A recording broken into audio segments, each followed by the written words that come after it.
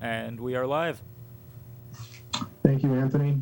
We'll call this meeting to order. This is the regularly scheduled meeting of the City of Morro Bay's Citizen Oversight Committee, acting as a Citizens Finance Advisory Committee.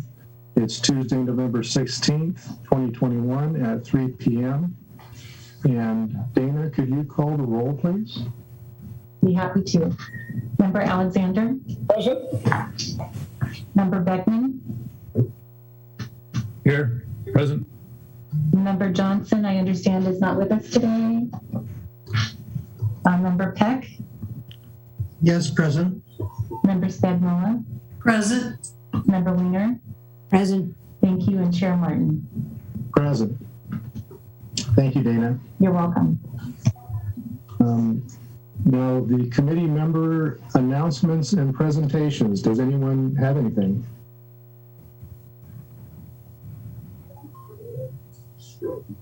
No? Okay, there was one thing I wanted to just bring to your attention is that a number of us have terms that expire on January 31st of 2022. And I had asked Sara if she wouldn't mind getting that information from Dana so that we have it. I don't know if everybody knows exactly when their terms expire, but I think at least 3 of us expire in January 31st. So I'm not even sure exactly what the process will be at the city council level to proceed with that. So maybe if Sara or Dana can just give us a little heads up or a summary of how that's going to transpire, I appreciate it. I don't recall whose term is up, but the clerk's office will send each of them a notification, as well as those on other advisory boards with terms ending in January. And we will also publish notice to the public that these positions are available, and allow for an application period likely through early January. And then the council will conduct interviews, I believe, at the January 14th special meeting. And I can add those members. I do have the roster if you'd like me to. There are 4 terms that expire in January 2022, and that's Barbara Spagnola, John Martin, Bart Beckman, and Tina Weiner. Okay, thank you very much. So in between now and whenever they make the announcement, if you give some thought to whether or not you'd like to continue, that'd be helpful. I certainly would not like to see us get into a situation come February where there aren't enough people on the committee to make a quorum and lose some continuity there. So just something to think about.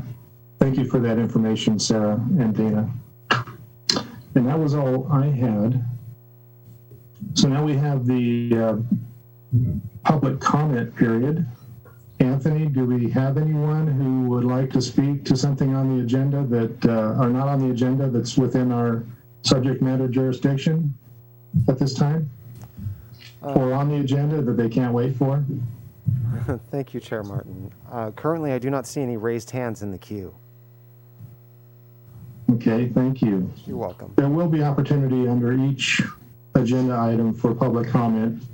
So folks who are viewing this will have an opportunity when those items come up.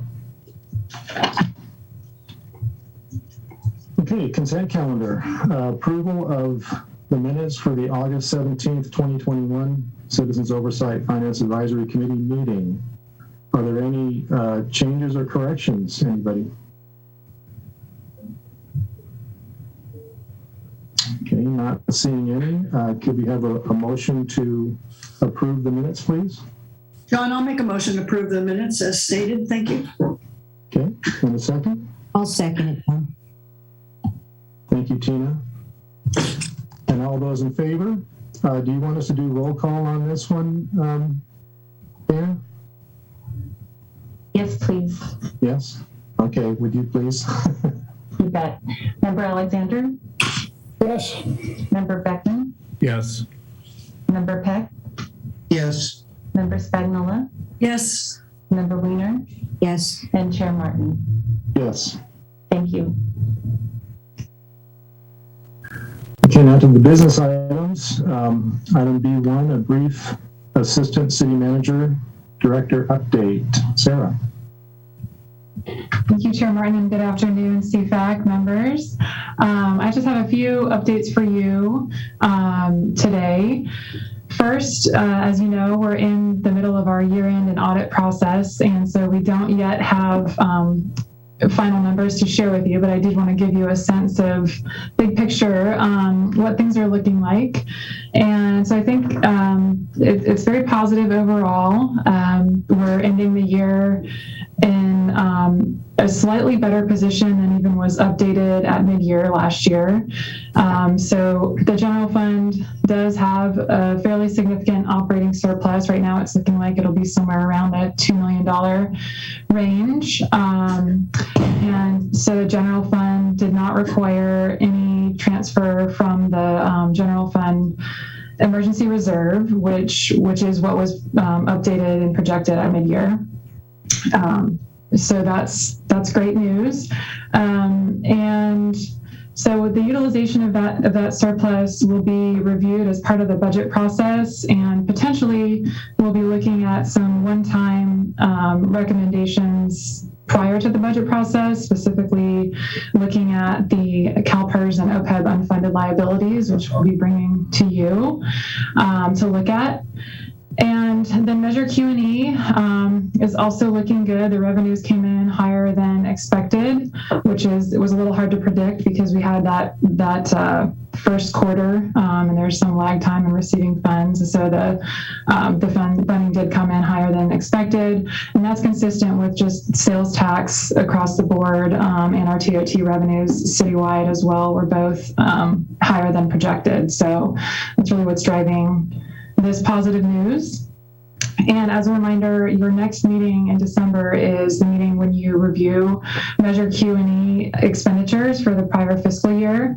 And those are unaudited, but that will give us a better chance to dive into Measure Q&E in more detail next month.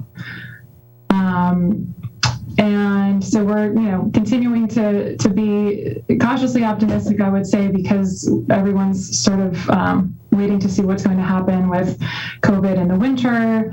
And there are some concerns about inflation and the pressure that might put on wages, et cetera. So I think that, we've still got an interesting budget year ahead of us. And we'll certainly be keeping you updated when we do get a draft ACFR, which is the updated acronym for our annual comprehensive financial report. The GFOA has changed that acronym, if you haven't heard, because the former acronym sounded like a derogatory slur in, I believe, South Africa. So the ACFR will be presented to you hopefully in draft form in December. And then I just wanted to touch on a couple of other items today for you. There was a question about ARPA funding, and there originally was direction from the Treasury Department that we would have to provide some preliminary reporting on that in October. That's been extended until April. So part of that was because they took so long to, get their regulations out there. And part of it is because there's a revenue loss calculation that we're required to conduct that actually requires us to plug in 2021 year-end numbers.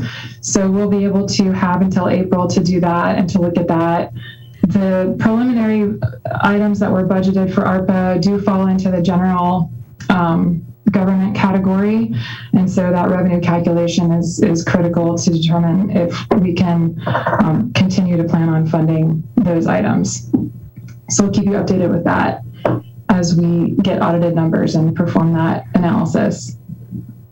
And then I wanted to touch on council goals. Last week on November 10th, council adopted its updated 5 key primary goals for the next 12 to 14 months, as well as 30 plus action items associated with those goals. And so that information is on the city's website. There's a staff report packet associated with that November 10th meeting if you haven't yet seen it.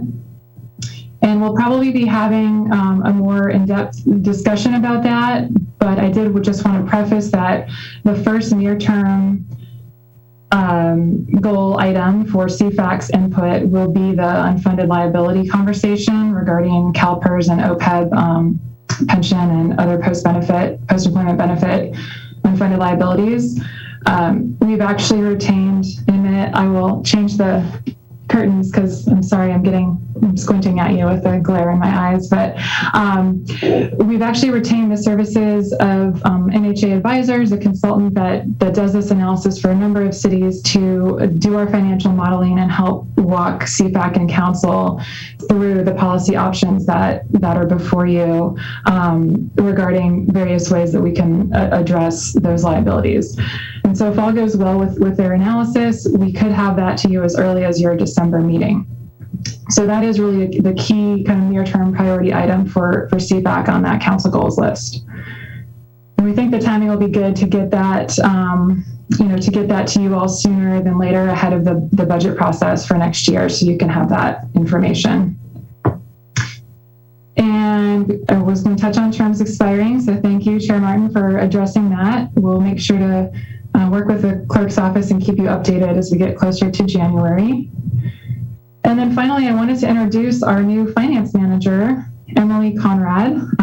She's the new face that you see on the call, and I'll let her say hello in a minute. But she joined us with 15 years of finance experience in the public sector. She worked her way through various positions of increasing responsibility at Cuesta College, and is familiar with public sector fund accounting and GASB regulations. And she has been here since September. I can't believe it's been less than 2 months. She's done at least 4 months of work during that time, really working overtime to get the city caught up with our year-end process and audit after a lot of staff transition, as you know. So, Emily, would you like to say hello?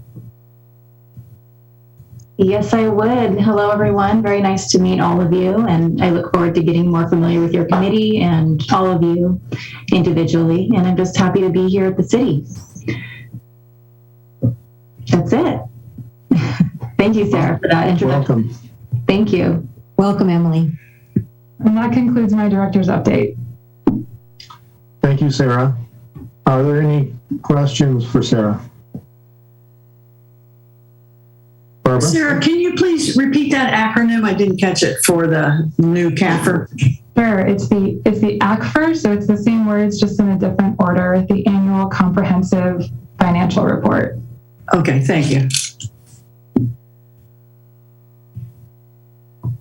Anybody else? Sir, I do have a couple questions for you. On the unfunded liability study that we're going to be doing, you say that could come before us at our next meeting in December? Yes, that would be ideal, because then that would allow us to get that to council in early 2022 with your input prior to beginning the budget process. Okay. And has the city done a new actuarial evaluation on the OPEB? We have, and so I don't have those numbers at my fingertips, but that'll be part of what's incorporated into what gets presented to you. Okay, so those two issues, the OPEB and the PERS, are going to be handled kind of together? That's the intent, yeah, and we'll see how the timeline plays out. If we can get you both by December, that would be our goal. Okay. And in regards to the general fund, was there a transfer from Measure QE into the general fund? Did that happen? In 2021, all budgeted transfers from the Measure Q and E fund were made. And so the transfer that did not happen was from the general fund emergency reserve to the general fund. So I know there's a transfer budgeted for Measure Q and E in 21-22 to replenish the general fund emergency reserve. I'm not recalling specifically the transfer in 2021, but I can look that up. Okay, all right.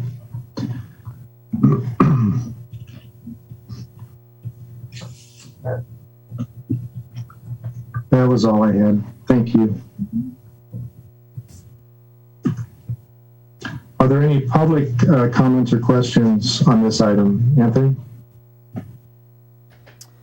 Thank you, Chair. Currently, I do not see any raised hands in the queue. Okay, thank you. And the Well, then transfer, I apologize, I do have an answer for your question. Okay, The only transfers that were budgeted for 2021 were for general fund CIPs. okay. Thank you. Thank you, Sarah. Okay, so I'll move on to item B2, the first quarter investment report for the quarter ending September 30th of 2021. Sarah? Great, and I'll share my screen here.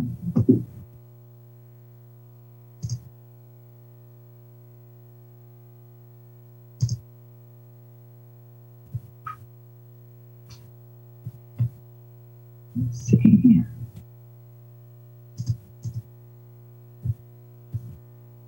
Okay. Are you seeing that, just that title slide there? Yes. Okay, great. So just going to touch on the high points. You do have the staff report in your packet, and this is not all that different from the last quarterly investment report. So the weighted portfolio yield is still quite low, unfortunately. We did beat the LAIF marginally again this quarter. So our weighted portfolio yield is 0.29%. That's largely due to a number of 5-year CDs that the city is holding that have higher interest rates. And then the LAIF yield is 0.22%. So the interest received for the fiscal for that quarter is $57,963. And as I mentioned in the report, liquidity still remains our highest priority during wharf construction, and we'll talk a little bit later in item B4 about wharf cash flow and financing. But we do want to prioritize and retain liquidity until we get through this major construction period in the wharf. And then we do plan to assess other investment options thereafter. And that'll also be actually a part of some of the policy options that come before you for the unfunded liability. We do have some different investment options associated with unfunded liability, the Section 115 trust specifically. So there are a few different ways that we might be able to address increased yield overall. And that concludes the presentation. The recommendation today is to receive the first quarter investment report for the period ending September 30th for fiscal year 21-22. Okay, thank you, Sarah. Any questions for Sarah on this item? I'm not seeing everybody anymore because of the Here, I'll take this screen, down. but I don't see anybody unmuting, so I have to assume that nobody has any questions. Okay. I did have the one question which I posed to you prior to the meeting, which I understand now there's a new Brown Act rule that you won't be able to respond to our questions before the meeting. But it was in regards to the monthly financial reports that are posted to the website. There used to be a cash report, monthly cash report. Is that going to continue or no? It is, and we actually have caught up for the last 3 months, and we have posted all of those. Okay. So those are there. And we thank you for your patience with our staffing turnover and our delay on some of those routine items, but we are continuing to strive to implement the fiscal policy. Okay, thank you. Mm-hmm. Are there any public comments or questions on this item, Anthony? Thank you, Chair Martin. Currently, I do not see any raised hands in the queue. Okay. So the recommendation is to receive and file. We have a motion to that effect. I'll make that motion, Chairman. Thank you, Steve. We have a second? Second. Thank you, Homer. And now we'll go to roll call vote. Dina? Member Alexander, Yes. Member Beckman, Yes. Member Peck, Yes. Member Spagnola, Yes. Member Weiner, Yes. and Chair Martin. Yes. Motion carries. Thank you. Thank you. So we'll move on to item B3, which is discussion and recommendation on council member compensation. And I imagine, Sarah, you're going to do this for us? I will, and I will say that we have a variety of folks on the line who have subject matter expertise about a variety of aspects of this item. So we have City Attorney Chris Newmeyer on the line, as well as City Manager Scott Collins, and City Clerk and HR Manager Dana Swanson, as well as HR. I'm sorry, Lori, I'm forgetting the rest of your title, HR expert, Lori Goforth. And so they all are available to answer questions, but I will go ahead and share my screen. And let's see, I have a few slides.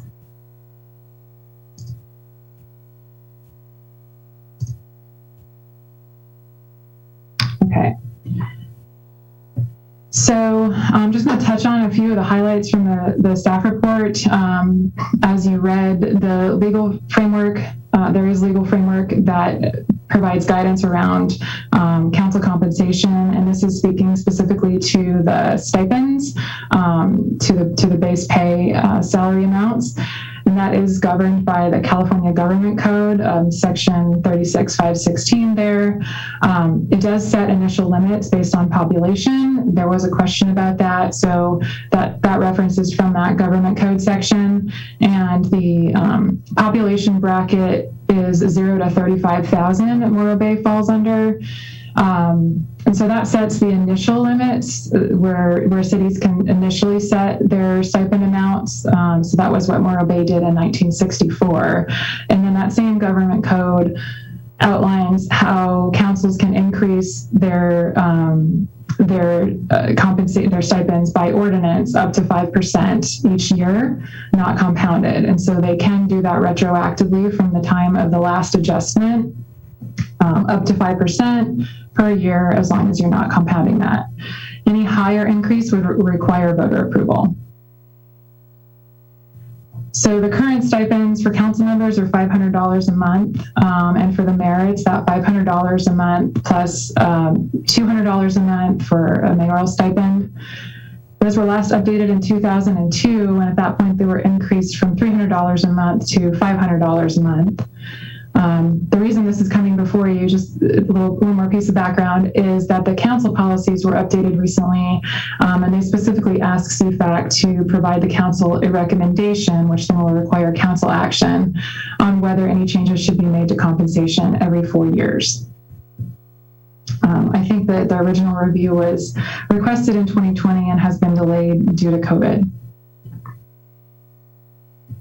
And then this is here for reference if you'd like to refer to it. This is a very recent survey of the 7 cities in the county and their current council member stipends and mayor stipends. These are all figures are all on a monthly basis. So these are effective as of various different dates. It's possible that with a number of cities having passed sales tax measures or TOT tax measures recently, that some other cities may be reconsidering some of these that are more outdated as well, but these are the current figures. And then there was a question about staff compensation changes during the same time period.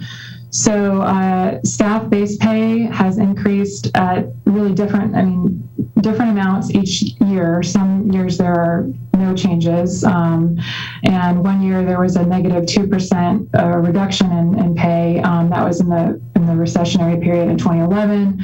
And then most recently there was 1 year where compensation was increased by 5%, and that was to help restore some of the the COVID losses, I believe, although if I'm misspeaking, Dana or Scott can correct me.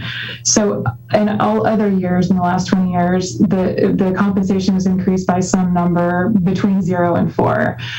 So those get compounded since staff, is continuing to work. And so on a compounded basis, just for a point of comparison, if a staff person had been receiving $500 in base pay in 2002 to compare to the council stipend, then that would equate to $1,186 today.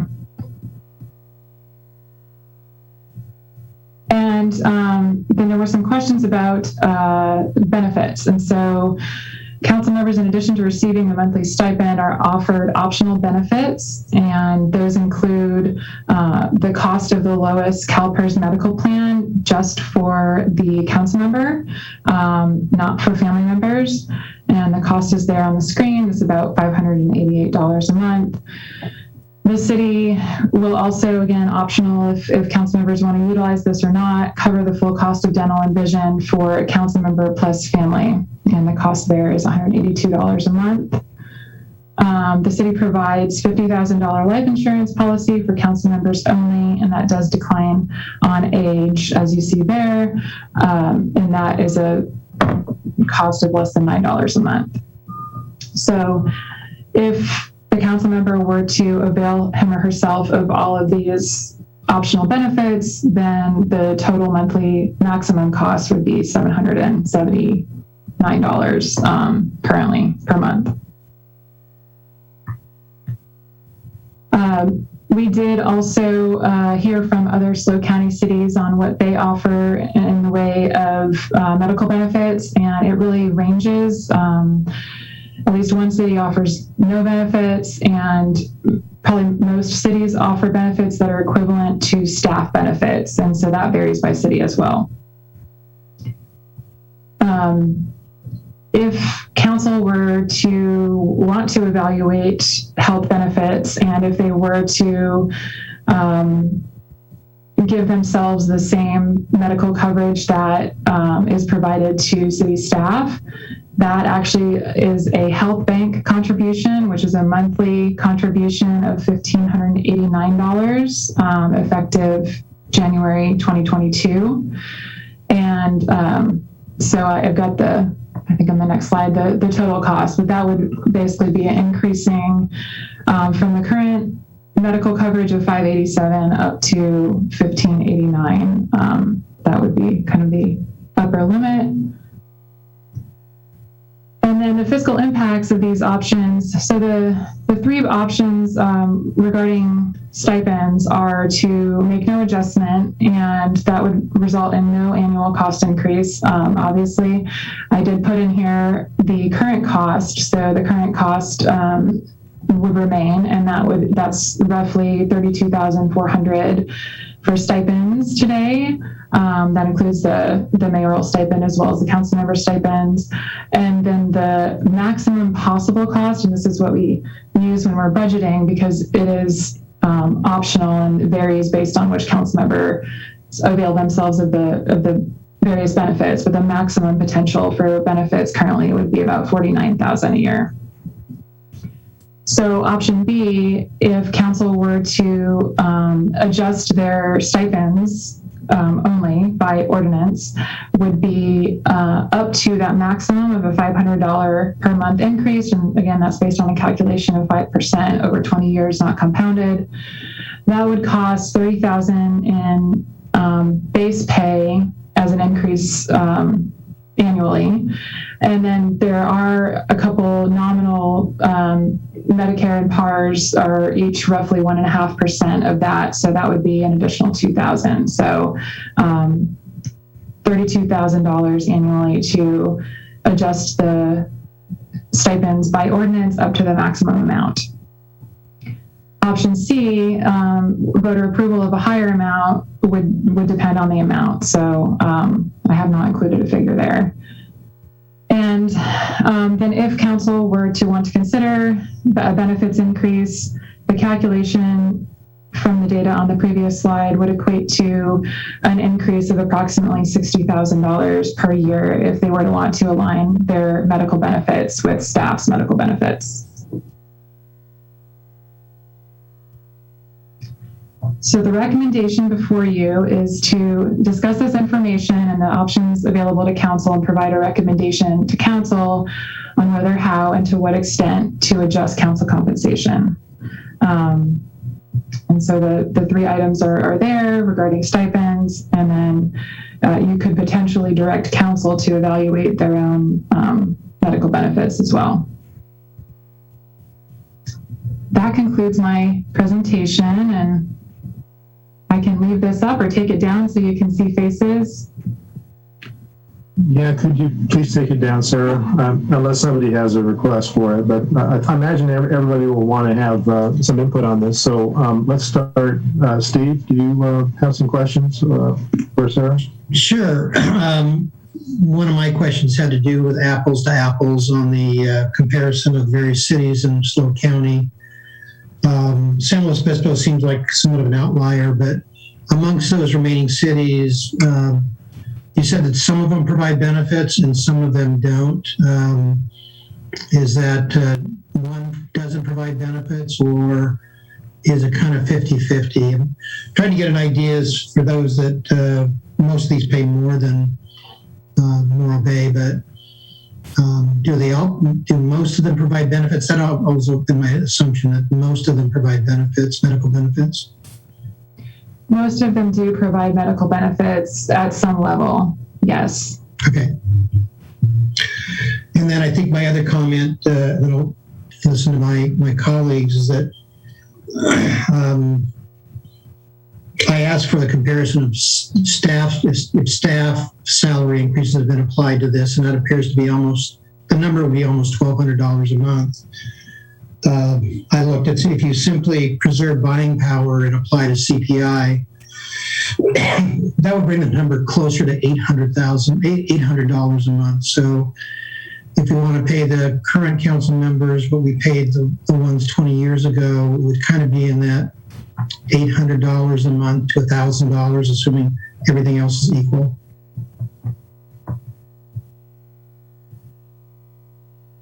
Thank you, Steve. Homer, any questions for Sarah? Yes, I had a couple questions that didn't get answered in the presentation. The first one has to do with compensation. Do the city council members receive any compensation for serving on the county boards?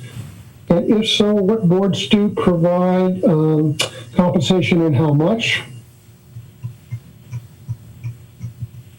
Yes, we do have that information available. I believe Dana has that information. Dana, if you would. Yes. SLOCOG, APCD, and IWMA pay a stipend of $100 per meeting for those representatives that attend. $100 a meeting? $100 per meeting. So there's at least 3 council members that are already receiving $600, correct? Assuming they go to the meetings. Depending on the number of meetings attended. The next question I had, and this came up about 10 years ago with a city council member who had religious exemption for health insurance, on whether or not, if the city council member opted out of the health insurance, could they receive the $779 in cash? No, that option is also not available to staff. Not available, okay. And the final question I had on this is that I had asked, there's been a lot of discussion about the growing expense for health benefits. And I had asked to get some numbers from 3 years ago regarding the health benefits for the city council, just to see what the increase has been over the last 3 years. So since the MOUs or old MOUs, somebody cleaned up the website, which was nice. I was wondering if anybody had done a calculation to figure out what kind of increase the city has experienced since the fiscal year 18-19. Are you referring to the increase for mayor and council members only? Yeah, because you said that, if I understood the presentation, the full value is $779 today for health. That is the maximum if they were to cover family for. I understand that depends on the mix of the council. That changes every 2 years. True. Using maximums, and you said use maximums for budgeting purposes, right? Right. So I was curious to find out what that number was 3 years ago, to find out what kind of increase people have experienced. The maximum 3 years ago would have been $634 per month. And it doesn't fluctuate as greatly because it's limited to the lowest cost health plan. Okay. Which was $462 in 2019 and is now $587.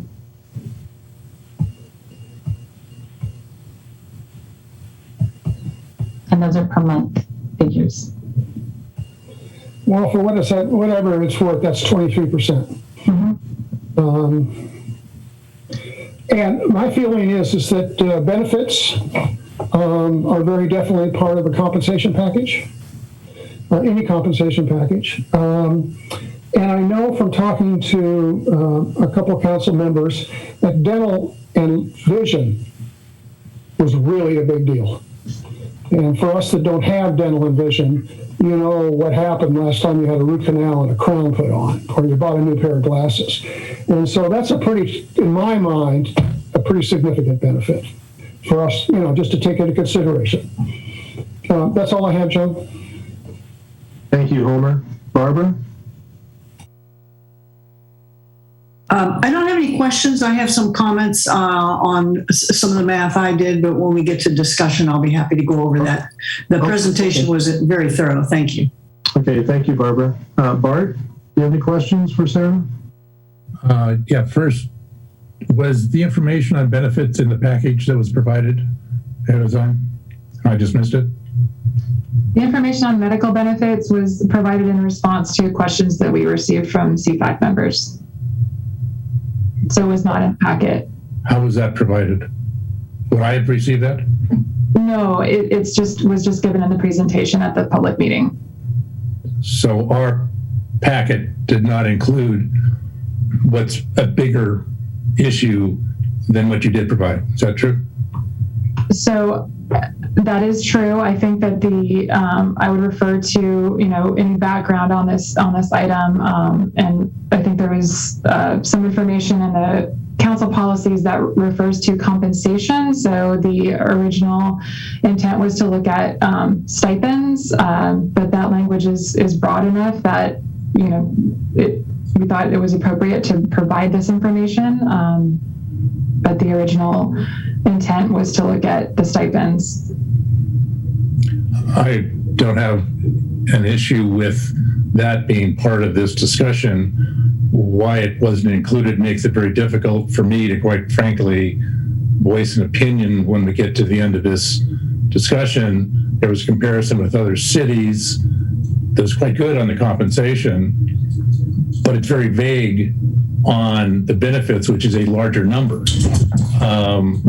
Are any part of these benefits carried on after a council member leaves the council?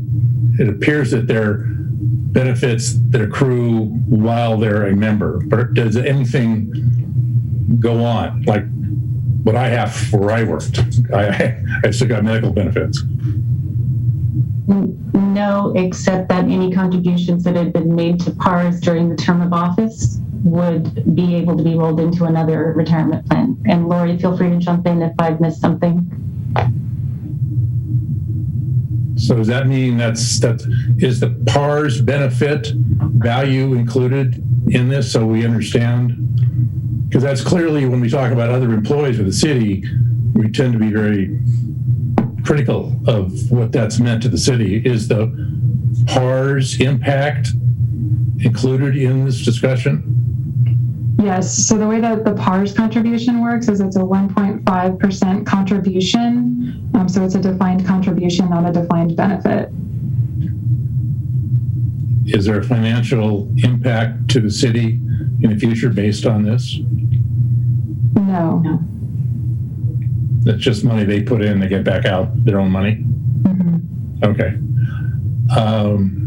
As I said, I'm sorry, they put in whatever they would like to put in, and the city puts in 1.5% of their stipend. That's a different answer than what you first said.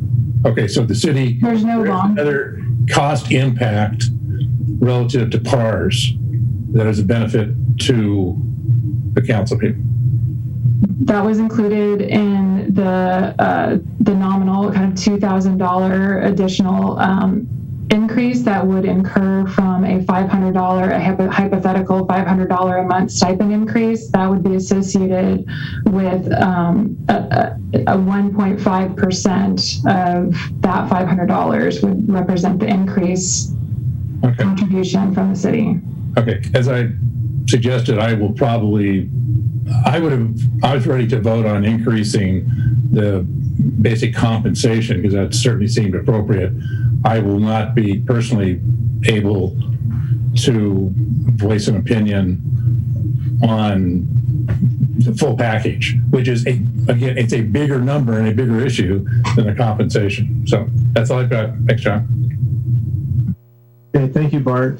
Tina, any questions for Sara? Well, actually, Bart addressed the one about insurance and, total compensation. So I agree with him in principle. But my question originally was, when we talk about the potential of a maximum expense, like from a forecast perspective for the budget, are we using a number for budgetary purposes that includes stipend and insurance? I got a little confused. Yeah, we are using the current numbers. So the forecast wouldn't yet have incorporated any increases to the stipend or compensation, but it would include the current numbers. And I did I'll piggyback on that question a bit. I did receive another question from a CFAC member too about whether the city can afford these potential increases. And so, certainly given the general fund operating surplus that I mentioned, it would be within the realm of possibility to appropriate these funds. That always comes at the expense of doing something else, of course. But in terms of the city's ability to cover, it could cover. And I would just note that, the fiscal impact of increasing the stipend would be less significant than the fiscal impact of addressing the medical benefits. Okay, that answered my second question, which was how to look at the impact in terms of what quote unquote we could afford in the future. Okay, I had another question, but sorry, it went out of my head for the moment. Go ahead, John, move on from me. Thank you. Okay, Tina, if you think of it, just unmute and we'll get back to you. A couple questions, Sara. So when does the city the city council need to have a recommendation from CFAC on this? Do we need to do it today, or can we postpone it until the December meeting? There's no specific time limit. When we get to future agenda items, I think your December meeting specifically is probably going to be pretty heavy already. If the council were to implement a change by ordinance, they would need to do that prior to the next election, and then it would go into effect after the new council is seated. Right. So that's not until late 2022 that occurs, right? Okay. Quick correction on that. We have a special election in June, so it would need to go in effect before that election. Okay. Yeah. All right. Thank you. So there's a limitation. And again, the question that board member Beckman asked, and we brought forward the salaries only because that's what the city council was asking us to get your opinions on. So good questions brought forward on the benefits, but we're not recommending any changes to those benefits. But that's still an opportunity to get more information if you wanted that to come back in the next couple meetings. Okay, thank you, Scott. I'm glad you're there, because I think my next question you might want to give a answer to is, what is the problem that the council is trying to address with this? I'm not sure there's a specific problem.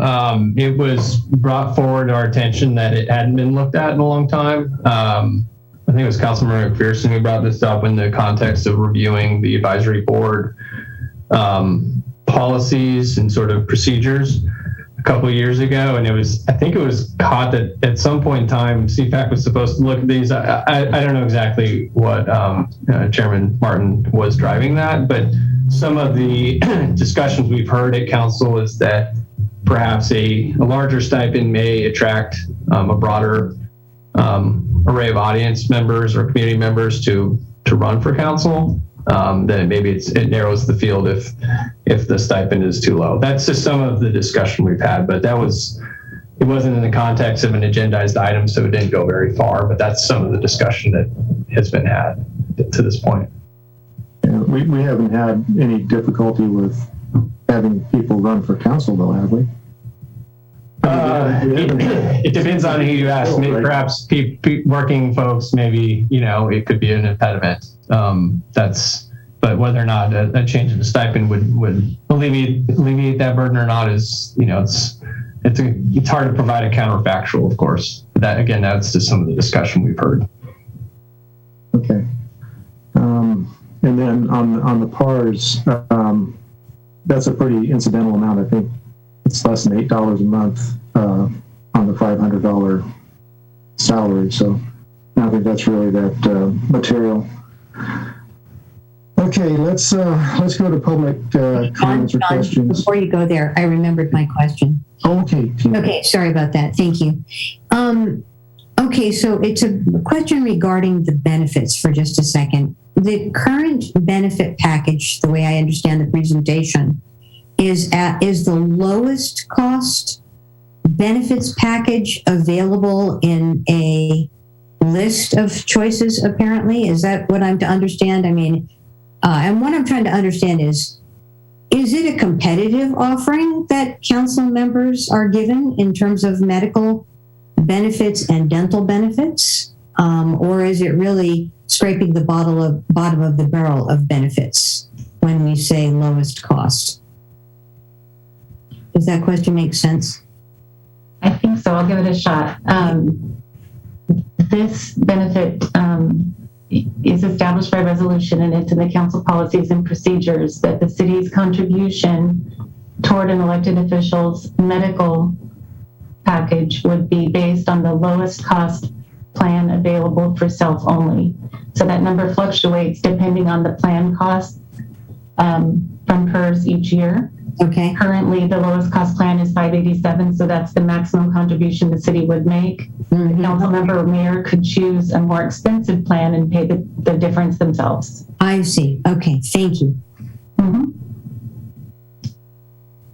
Thanks, John. So Dana, on that, the city gets the medical coverage through CalPERS, is that right? Yes. Okay, so it would be the lowest cost plan available in our area, which I guess would be the Blue Shield HMO, California Care, or something like that. That's available here. And there are PPOs and HMO plans available. Right, but it'd be the cheapest of all of those. Okay. Correct. All right, thank you. You're welcome. Okay, so Anthony, any people out there wanting to speak? Thank you, Chair Martin. Currently, I do not see any raised hands in the queue. Okay, thank you. You're welcome. So now let's go ahead and have a discussion about this. Let's go in reverse order. How about that? Tina, do you want to give us your opinion about this? Well, okay, let me give it a shot. This is my first rodeo for evaluating a city's compensation for its council members and staff. And I appreciate our staff's inclusion of a lot of the research, because I was trying to research it when I was first reading about it, to understand what seemed and how we would determine what was reasonable. I come from the private sector. Obviously, the stipend seems very low in its current rate. And the fact that it hasn't been evaluated for a number of years seems reasonable to me that it would be being evaluated. So I'm babbling slightly because I tried to look at the other city compensations and go, okay, what's their population size? Basically, what kind of revenue, gross revenue are they operating with, and try to figure out if there's some algorithm that makes sense. Because my first inclination was to say, go the 5% and get them up to $1,000 a month. But if you compare that to the other cities, all of a sudden Morro Bay jumps from being under to over. And so I guess what I'm asking, my discussion is I'm somewhat confused about my feelings, which are somewhat generous perhaps, and the citizenry may not agree with me, but I would like to attract the most interested and interesting people to participate and qualified to sit on our councils and to run for mayor. And if stipend is a deterrent, I definitely would want to revisit it. And I think we have a $500 decision a recommendation we can make without having to go to vote. And so my inclination is to use that power to recommend it. In other words, I'd say, yeah, give them the stipend up to 500 versus the complexity of going to a vote and trying to give more. That's my first gut inclination. And since I'm the first one out of the chute, I'm looking forward to my fellow members' discussion. Okay, Tina, thank you. Bart, you're up. Thank you. I'm not sure exactly what's happening. Scott indicated that what we're talking about is only the stipend, but yet there was a lot of presentation and discussion about the benefits.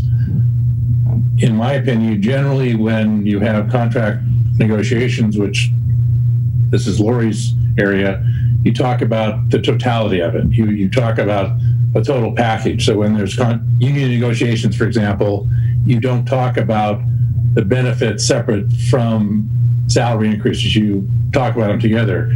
As Homer points out, for certain people, vision and dental can be huge. It can be a bigger item than something else.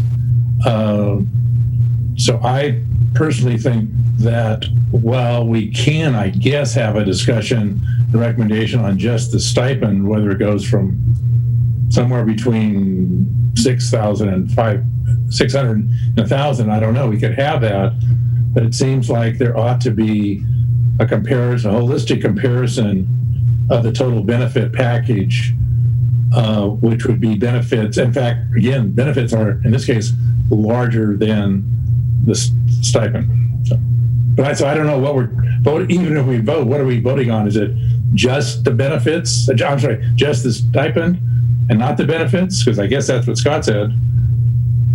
Anyway, I'm kind of confused. Yes, just the stipend is all we're talking about.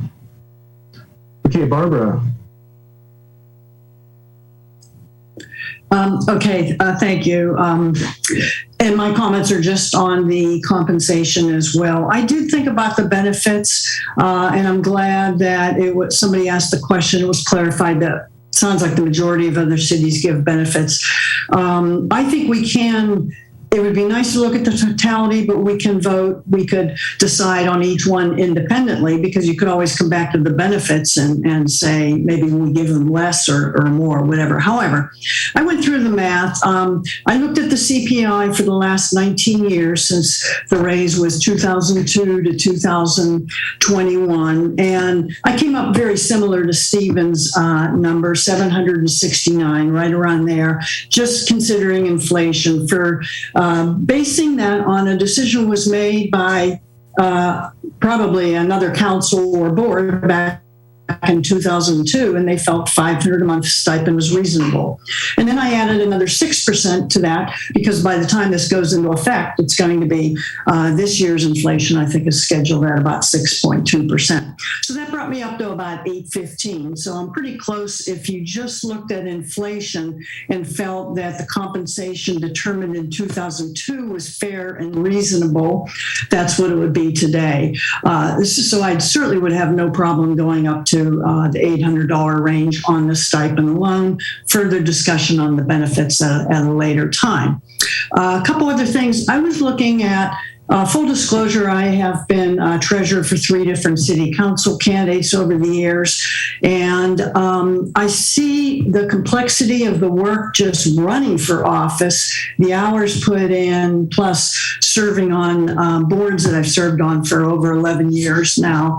The complex decisions, even looking at other cities' population, you could say, well, their population is higher, but I look at our city and the complexity. We have a harbor, and I would like to see a more diverse workforce on the council sometimes. And I think the way to get it, in other words, not just retirees like myself, I think we need more input. But I also know when I was working, quite honestly, I probably wouldn't be interested in $2.20 an hour job, even if I really liked it, because of the time involved. And I also think that several of our council members have worked on advisory boards like we are doing at no cost. So maybe this would give more people aspiration to serve on an advisory board, thinking they could get into have a better chance at it or be better prepared to run for council. So that's pretty much where, one more thing. SLO, the city of SLO. I looked at that one because their pay is so much higher, but obviously the population and the college and maybe a little more, some complexity there. But they did a raise of 63% back in 2008, actually 2020 or 2020 it was. So to me, February of 2020, it was in the Union Tribune and it was reported. And they previously in 2018 had a small raise, 2% for the members and 15% for the mayor. So when I looked at those numbers, that was 63%. That's kind of what I'm comfortable with as a minimum compensation increase. So that's kind of where I'm at. Thank you, John. Thank you, Barbara. Homer. Well, as usual, I'll probably be the outlier on this whole discussion. Number one, whether they get $500 a month or $700 or $800, absolutely has nothing to do with the reason they run for city council. And the comment about we maybe attract better people, well, the city council salaries need to increase somewhere north of 80 to 100 grand. Nobody's going to give up a full-time job or make a decision based on this. The only thing it does is it helps offset some of their campaign expenses if they have to write personal checks versus raising money. The second point I want to make is that I doubt that they'll vote to give themselves a raise unless our committee recommends that they do that. I don't think that they will have the will to vote a raise in front of the public, regardless of whatever the background is or the fact they haven't had a raise for 20 years or whatever. But those are my 2 recommendations. Because of the benefits, I'm not going to be able to support an increase in their compensation. Thank you, Homer. And Steve, you're up. Thank you. I think I'm probably along the lines of Tina and Barbara. I think that without knowing whether, how the other elements of compensation have changed over the last 20 years, it's hard for me to land on whether it should be $1,000 or $800, but I think that it's overdue for a change. And for that reason, without some comparison of non-monetary compensation, retirement, I think I'd support something in the $800 range, and then the additional amount for the mayor. I think it would be useful to actually see what that total package looks like, because my goal would be to probably not have any decline in value or compensation based on what council members made 20 years ago. I don't know where that stands, because health insurance is an important element of compensation, and I know many council members, whether it's from this city or other cities, who do count on that as one of their principal benefits. They may not get significant health benefits otherwise, but some electeds run just to get benefits. So I would suggest one or two options for myself is that simply support an $800 level for the reasons that Barbara said, or bring this back with a kind of a broader package and analysis that would help us justify a different number. But that's kind of where I stand. Thank you, Steve. I appreciate that, especially that last comment. Since we don't have a big urgency here, I think I would appreciate it if we could table this until next month and ask the staff to provide a comparison table of these cities that show the total compensation, including the benefits, whatever they may be. And then I think it would be wise also if the city of San Luis Obispo would be deleted from that table, since they are in a different population bracket. So they don't come under the same government code limitation that the other 5 cities, and then plus Morro Bay. And that would give us a more complete picture as to what city council compensation is within the county. You know, it's a difficult situation for the city, because on the one hand, I understand wanting to attract a broader range of people to run for the city council. And on the other hand, I've never seen a city go out there and publicize how much their city council gets paid in stipend and benefits. It's not something that they want to talk about, it seems. So it's almost like somebody gets on the city council, they find out by surprise, oh, I get these benefits? Wow, I didn't know. So, yeah, if it's true that the reason to go through this is to attract more people to run for office, then that should be something that is widely publicized. And until now, I have not seen that happen. Maybe I just haven't looked in the right places. So my recommendation would be to wait until next month and try to get some more information about these other cities compared to Morro Bay as far as the total compensation package. And it sounds like we have quite a few different opinions about where to go with this. So I'm not going to make a motion. If anybody feels strongly enough about a motion to take this back to the city council, we can do that now, or we can wait. So does anyone want to make a motion to take action today? I'll go ahead and take a shot at that. I'd like to make a motion that we defer the discussion on the city council compensation until a future meeting, at which time we will have the city staff will prepare more detailed information about the comparison of the various benefits that the other city council members receive in San Luis Obispo County. Okay. I'll second that. And Bart, second? Okay. So we have a motion and a second. Is there any additional discussion on this? I would also add that I'd like to see some historical comparisons within the city. What did the package look like 15, 20 years ago compared to what the package looks like today? Not just amongst the other entities in San Luis Obispo County.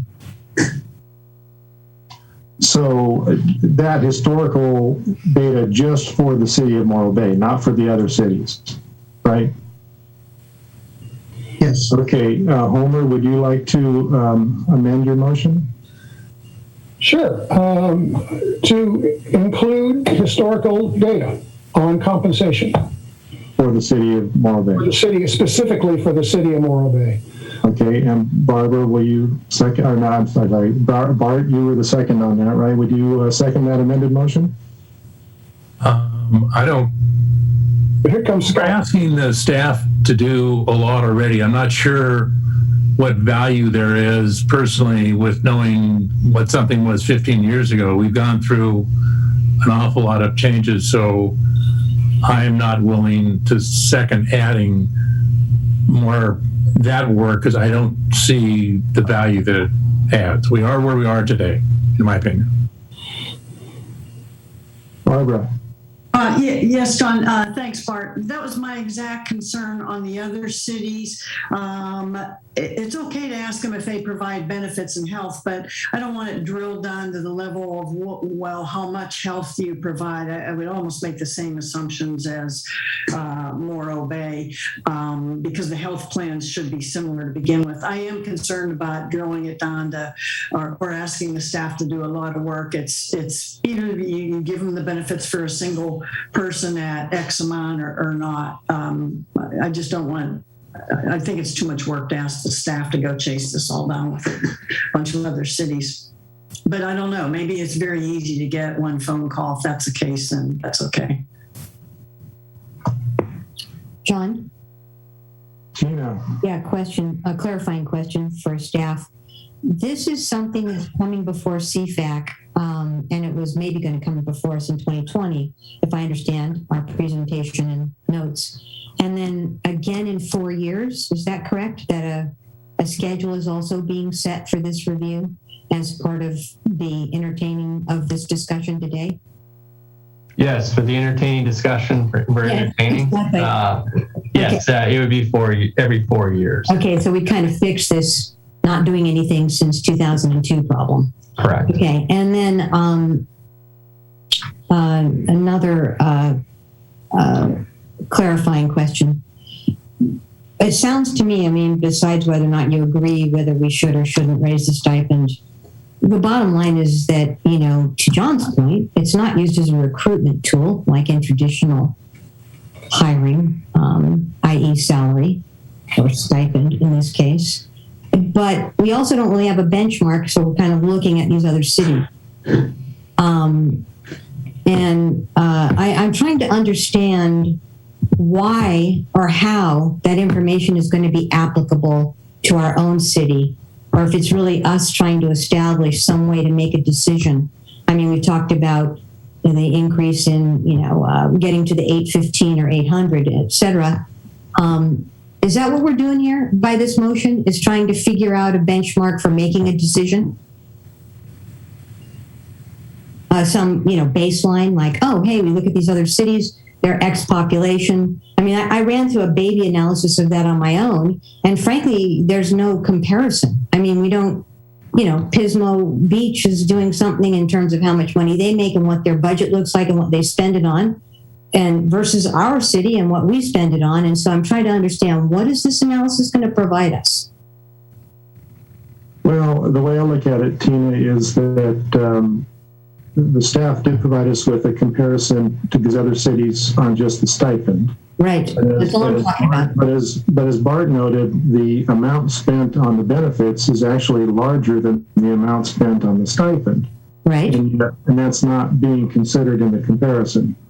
So I think, to be fair, if you're going to do a comparison table for total compensation for all these different cities for the councils, I think it should include total compensation. So you want to flesh out, really what you're really saying is you want to flesh out the cost of benefits across those other cities, and look at their total compensation. Okay, I understand. Right. And I believe Sarah has that information available now that we can show you. Okay. That we maybe don't need to generate another staff report and all that good stuff. And again, the council asked for the weigh in on the stipend. The audited information is good background information. We probably should have included that, but that wasn't what we were asked to do. But we have that information we can share now that could maybe avoid having another meeting and discussion on this. So if the board is interested, we can present that now. Okay, go ahead. All right, Sarah or Dana? While Sarah's sharing her screen, I just wanted, for the record, there's an amended motion on the table that was not seconded. Right. Would you like to withdraw that for now, or? Well, that's up to Homer. He made the amendment, so he can withdraw the amendment. I'll withdraw the amendment, but I don't want to withdraw the motion. Okay, so we have a motion and a second. Bart seconded the original motion. So, but if we can get that information here and not have to wait, that would be fine.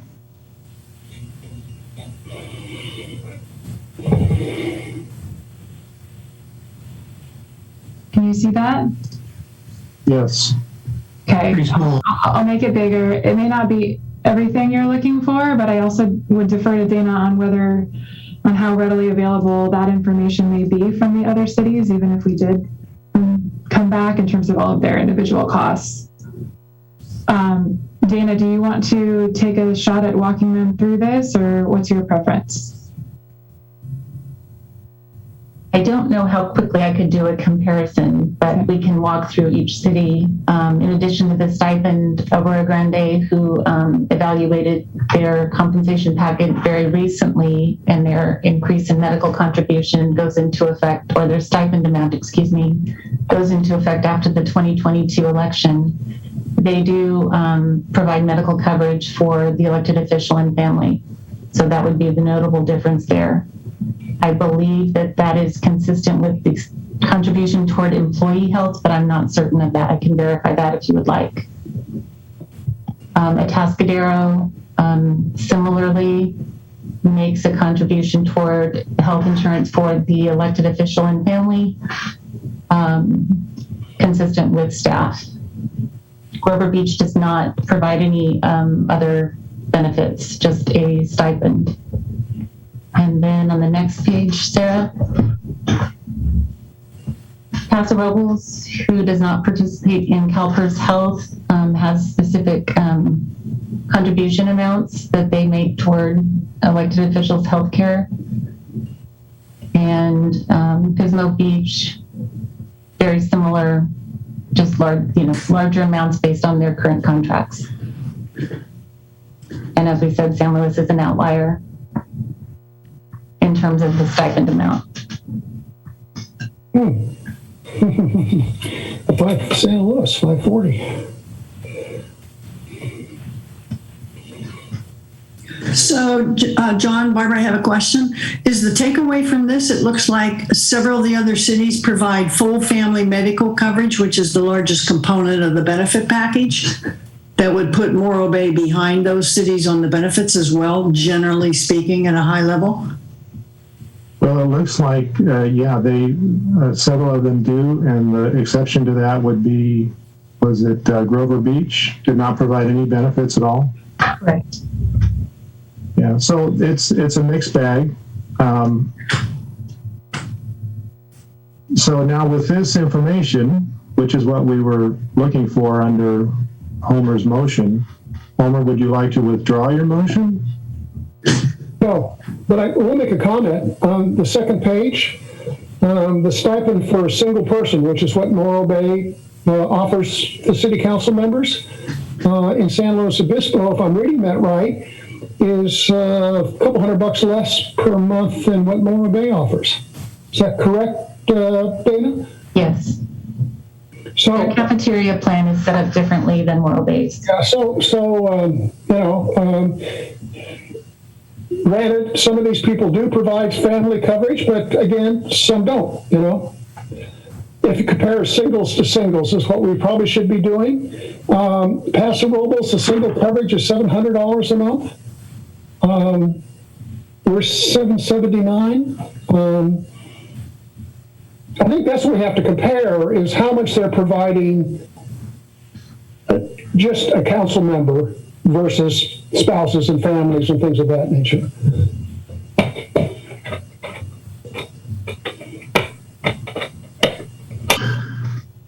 Okay, so I think this, although it doesn't give any kind of total cost, this does give us a pretty good idea of what these other cities are doing. So we have a motion and a second on the floor. I believe the motion is to defer this until next month and to get more information on the total compensation. Is that right, Homer? Yeah, I'd like to see that. I mean, the total compensation is currently $1,279, and 3 years ago was $1,134. So it was an increase over the 3 years of 13%. Okay. Well, since we have a motion and a second, I think we need to have a vote unless there's additional discussion. I just want to point one thing out. When you're looking at those single coverages, they say medical contribution in Paso Robles of $702.49. If I'm not mistaken, Dana, correct me, I thought you said ours was fully loaded, medical, dental, and life insurance at $778.63. I believe that is a total amount for Paso Robles as well. Medical, dental, vision are included in those numbers. Okay. That's my understanding, but I need to look at it more carefully. Okay, just want to make sure for all my fellow members that if we're going to do this and pass this motion, we need to make sure that we're genuinely comparing apples to apples and restate those three components of the benefits package clearly, not lumped. Okay. John, I still support moving forward. I would support the motion.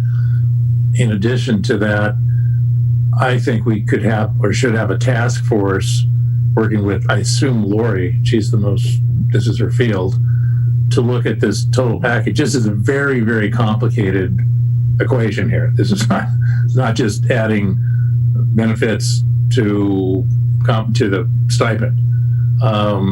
And I agree with where Homer's coming from. I think we do need to do something, and having it come from CFAC is what's necessary because the council is not going to really want to do it on their own. Right. Okay, so before we have the vote, could Dana, could you recite or rephrase the motion so we all know what we're voting on? The motion, as I captured it, is to defer discussion of city council compensation until a future meeting. Request that staff prepare a comparison of benefits. Okay, thank you. So I guess we're ready for the roll call vote now. Member Alexander? Yes. Member Beckman? Yes. Member Peck? Yes. Member Spagnola? No. Member Weiner?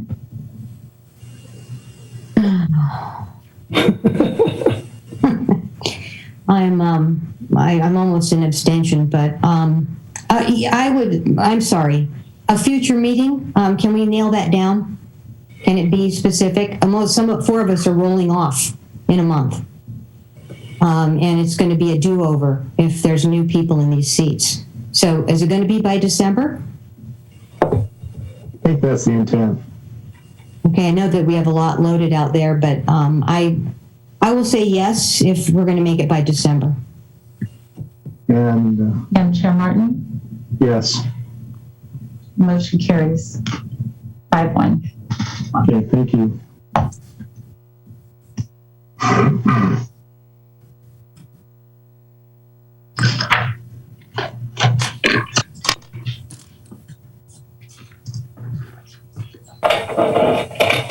So finally, we've made it to item B4, which is review of the Water Reclamation Facility Quarterly Update Report. John, could I ask Mr. Newmeyer a question? Okay. The new policy regarding not being able to respond to our questions in advance of the meeting, what happens if the questions and the corresponding answers were attached to the agenda correspondence? Wouldn't that satisfy the Brown Act and the fact that it was a public document and public record?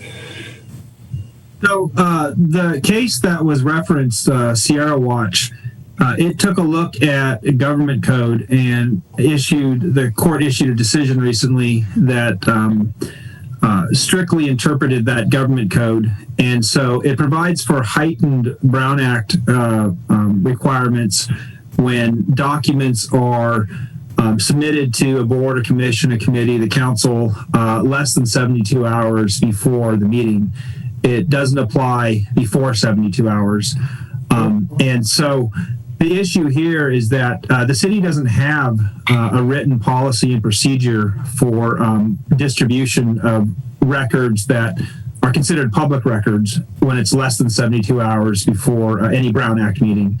And so my recommendation out of just caution and prudence was that it would be best for the city to review this and then come up with a written policy that would be applied across all, Brown Act bodies.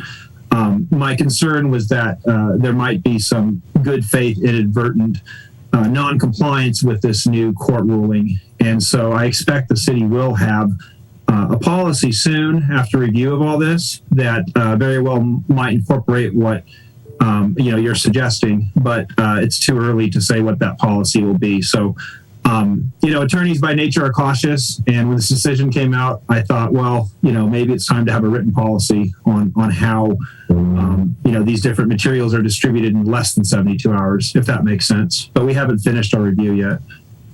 Mr. Collins, is there a sense of urgency about this? Well, we don't want to get sued. It's something we're going to be looking at really closely because this does come up with other committees and with city council. So how quickly we can respond it sort of depends on all the other things we're working on, but hopefully we can get resolution before next year. Because this will extend the time each meeting significantly. Right. Okay. Thank you very much. Sure. Thank you.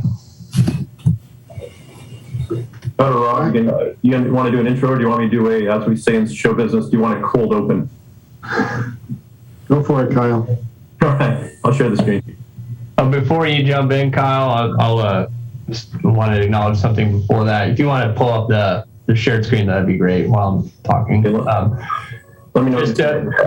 Thank you. Just as a reminder, that the CFAC did a great job. I guess it was in December of last year, kind of reviewing the scope related to the WARF project for the Citizen Finance Advisory Committee. And so just restating what we came down on was that there's 4 core areas that you're looking at. The first is to review your global project expenditure versus budget, which is the WARF quarterly report is the main vehicle for that. And then to look at debt service recommendations regarding use of cash versus other funding sources and analysis of impact on rates. Review cash flow performance to ensure we maximize the use of funds. This is the time use of money quotient, and then monitor compliance with drawdown requirements for WIFIA and SRF funding. So those are the core areas that CFAC agreed to look into. Obviously the one item number 1 is what we look at quarterly, and the others are sort of a lot of ways dependent on how it looks at the end of the project, though some of that is, the WIFIA and SRF as we go through it. But just wanted to bring that to everyone's attention in case there's any questions, because I know this is one of those things we've had a lot of discussion with this committee on to make sure we're all working towards the same goal. So with that, go ahead, Kyle. Thank you. Thanks, Scott. Chair Martin and members of CFAC, again, I'm Kyle Rohr with Perlo Engineers. I have a short slide deck to talk about quarter 1, fiscal 2021-2022 for the work. Recommendation is just for you to receive the report and provide input.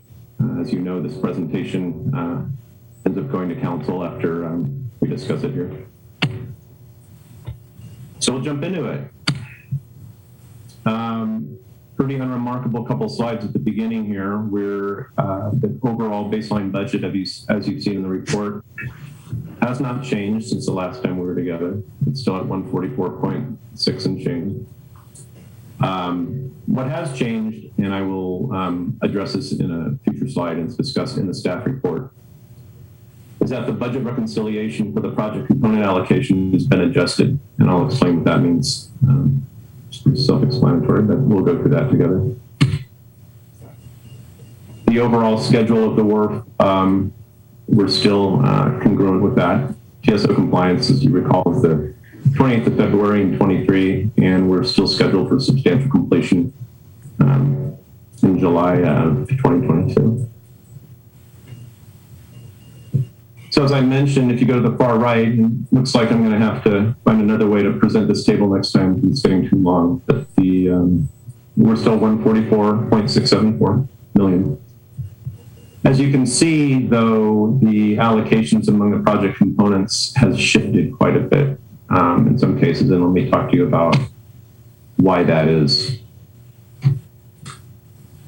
So first of all, for the project components, for the water reclamation facility, and again, that's the treatment plant itself, that's inside the fence, and the conveyance facilities, so everything outside the fence, the pump stations, the collection system, brine lines, and things like that.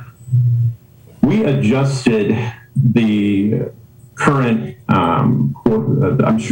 Q1 reconciliation to better reflect, in fact, to directly reflect the estimated completion. Since the beginning of us fighting these reports, we've had quarterly reconciliations and also estimate complete updates. Now, if we're doing quarterly budget reconciliations, it didn't make a lot of sense to have a different EAC, if you will. So we've put those in alignment. What that essentially means is that this is our best guess on where we're going to land at the end of the program, and it's reflected in the EAC table in your report. So that's for the water reclamation facility and the conveyance. For the recycled water facilities, there was no change, as you can see for yourself. What probably captured your attention, and it would mine, is that the increase of the general project projection from 15 and change to $25.5 million at the end of the program. This was due to a couple of things. There was a fiscal year reconciliation that, in essence, trued up and maybe perhaps corrected the historical carry of the general project costs from the prior fiscal years. And in a better way to put it is that in many cases, items that you could argue, and we do argue, are applied to all the various components, the water reclamation facility or the conveyance, they should be borne by the general project category because they take care of all the project components. So in some cases, there were allocations done of costs to date to go in the general project budget. The other thing that's happening there is that moving forward, starting in this quarter, all staff, legal, land acquisition charges that may have been either allocated to different project components or perhaps not even allocated to the work at all are being accounted for and considered for the general project bucket for the end of the program. Again, in most cases, we're moving items from one bucket to another. And in some cases, there are an increase in general project costs that we hadn't anticipated in prior quarters. And through great work we've done with Sara and her staff, I think we have a really good feel, even better feel than we did a quarter ago about where, which beans belong in what bucket. So the construction contingency has gone down based on the above revisions. There was, back and forth in the project components about carrying construction contingency, but also the increase in general project obligations anticipated resulted in us moving some money out of the construction contingency too. So to date, here's where we landed. I need to point out that as a reminder that historically and in this presentation, we're talking about expenditures on a cash basis. So when the city pays the bills, they're recorded and tracked. And so as the close of the first quarter, this was actually paid out, and it shows you there. You can see for yourself the project components. Not a lot of surprises here. And a comparison to the prior quarter, so a grand total of about $14.6 million date. In quarter one. So as always, this graph deserves a little attention and some explanation. Now, when I was with you with the committee last time, we were pretty excited about that orange spike there, which was the actual monthly expenditures that really came into play because of the increased production and invoicing on the conveyance. Q1 saw a much flatter expenditure than we forecasted with the blue lines, closer to the trend line, but obviously in order for us to stay on the outlay line, the expenditure line, it should have been higher. There's a couple of reasons for this. First reason is that the productivity of the conveyance contractor was not what we expected it to be when we made this projection. Quite simply, they aren't getting the project done at the pace that we anticipated. Secondly, the conveyance contractor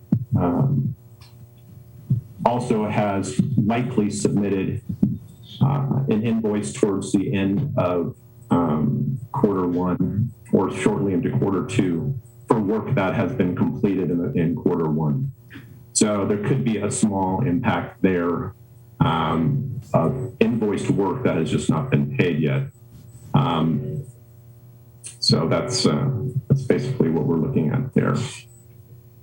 We do expect, as reflected in the report, we had some challenges in Q1 that we're working with the conveyance contractor that we're working to resolve in Q2. And we're hoping that we start trending a little bit higher with the outlay, especially for the conveyance. The work itself is pretty stable.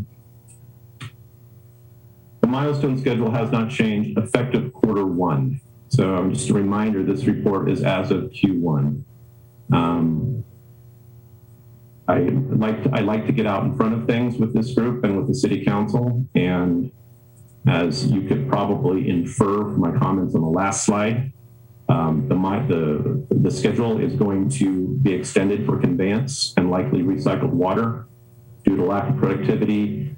On the conveyance side, some of that lack of productivity, their fault, some of them for unexpected circumstances, whether it's archaeological finds or subsurface conditions or things like that. But the takeaway here is, as of Q1, this is the best schedule we have.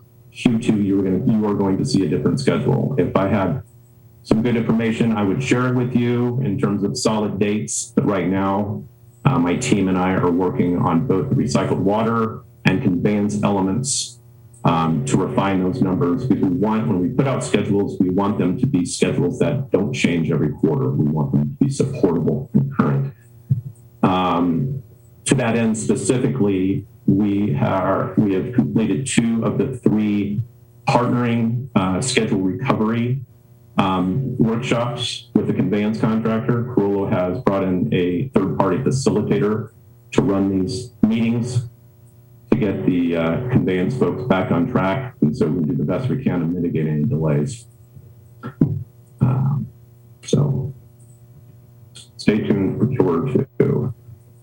So project financing update. Last time we were together, we talked about, we were looking at the potential need for bridge financing, and we have some really good news on this slide that we have that on hold, and Sara's still with us, and she can fill in the mortar or correct any mistakes that I make here. But we have been really pleasantly surprised with the State Revolving Loan Fund people, DFA, and we had painted a pretty worst case scenario on how quickly we'd be reimbursed.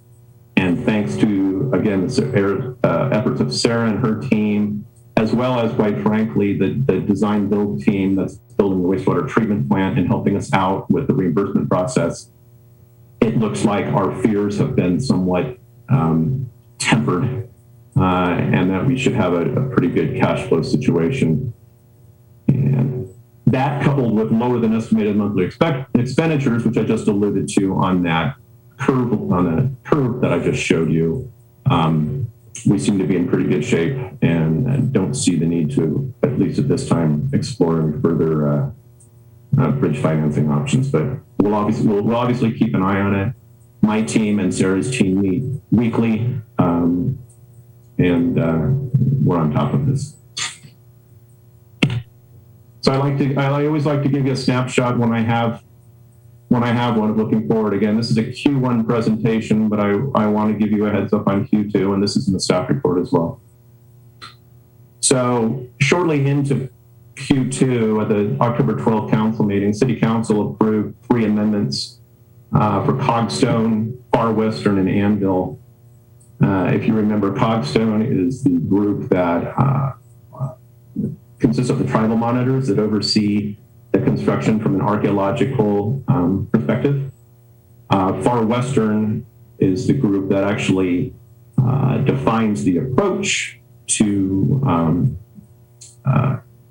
uncovering and preserving archaeological artifacts in the conveyance and in the recycled water project. And Anvil Builders is the conveyance contractor.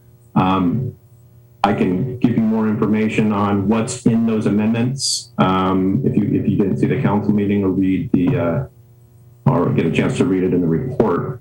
But the takeaway here is that those amendments, the total of, do it in my head, but those total amendments were anticipated and fell within the conveyance facilities contingency budget that was at $2.7 million at the end of Q1 just for that conveyance.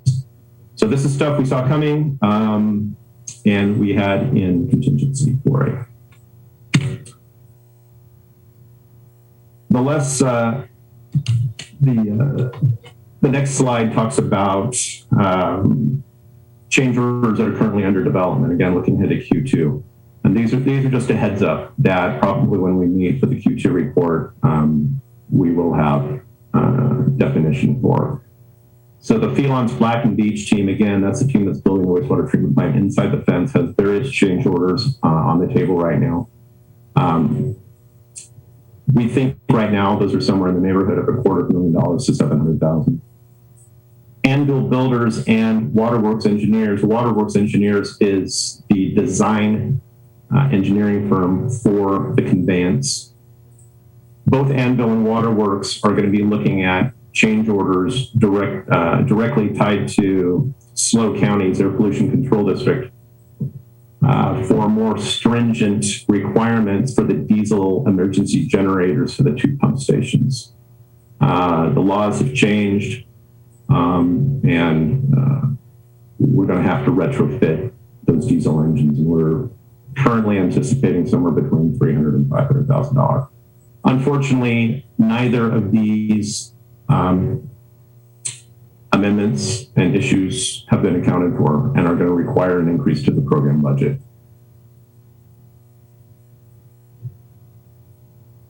And that brings me to the end of the slides.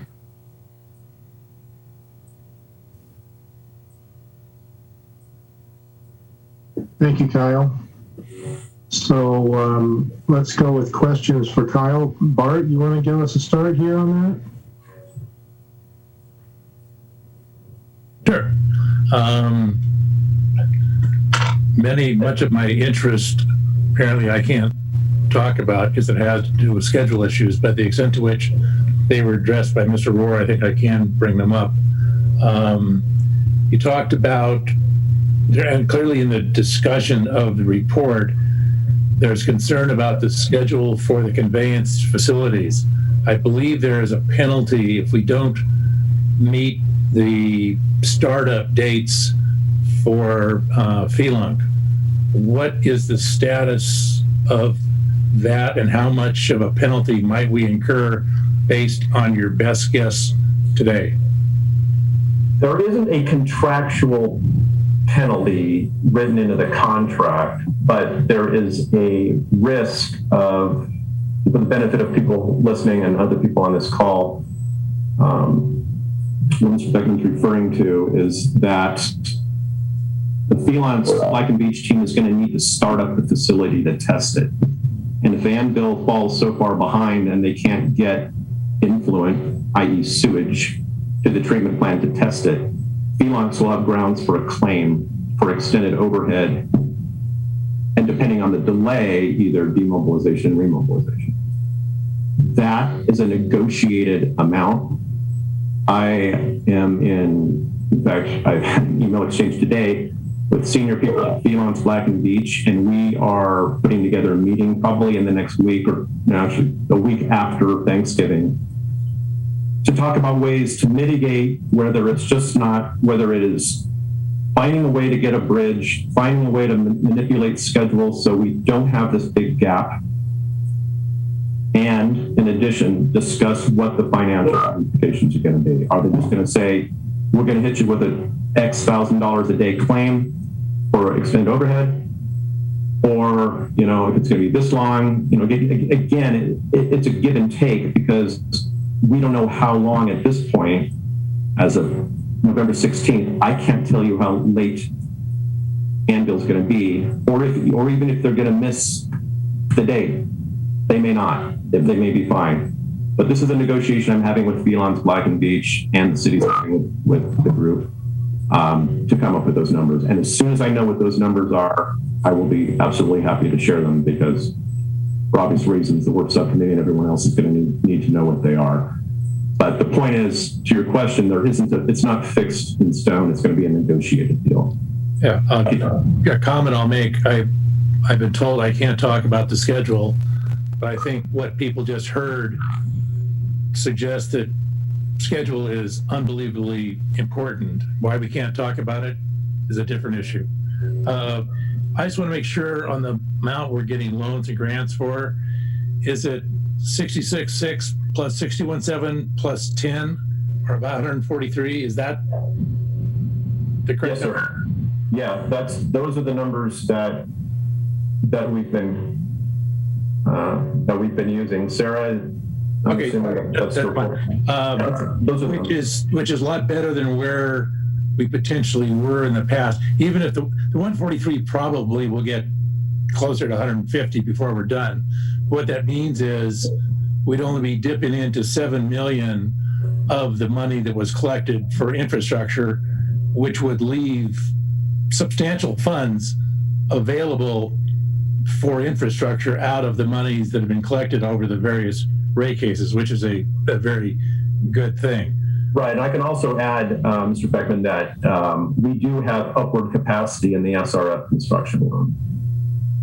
Okay. So we do have some room to borrow more. Kind of a minor thing, but we gave basically some relief to Anvil to work over the holidays, which is going to be a detriment to our businesses, even though there's a contractual obligation, which presumably should have been managed, but for whatever reason, we're allowing them to do that. Is there any penalty to anybody for that happening? Because there is a penalty to the business owners. I mean, if they can show detriment, can they file a claim since there was a contract that said we shouldn't be imposing on them? That question I certainly cannot answer. Okay, just leave it out there. You said you brought a third-party facilitator. That's because of issues with Anvil. Who is paying for that? Corollo is paying for it out of our own budget, out of our own. So do you anticipate in the $144 million estimate that there'll be any more Corollo changes, or is it pretty much your costs now are fixed for going out through the end of 2024? Our current contract projections, which cover this fiscal and the next fiscal, bring the total Corollo amount, and this is in the report in one of those zillion tables in there. At completion, Corollo would be at $12.2 million, and I think the contract right now is somewhere around 11.9. I can't do it off the top of my head. Was the 12.2 in the 144? Say that again. Sorry. 12.2 million in the 144 number. Correct. Okay.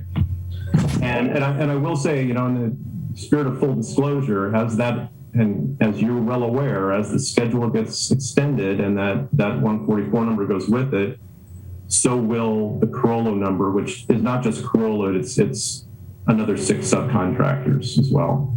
Okay.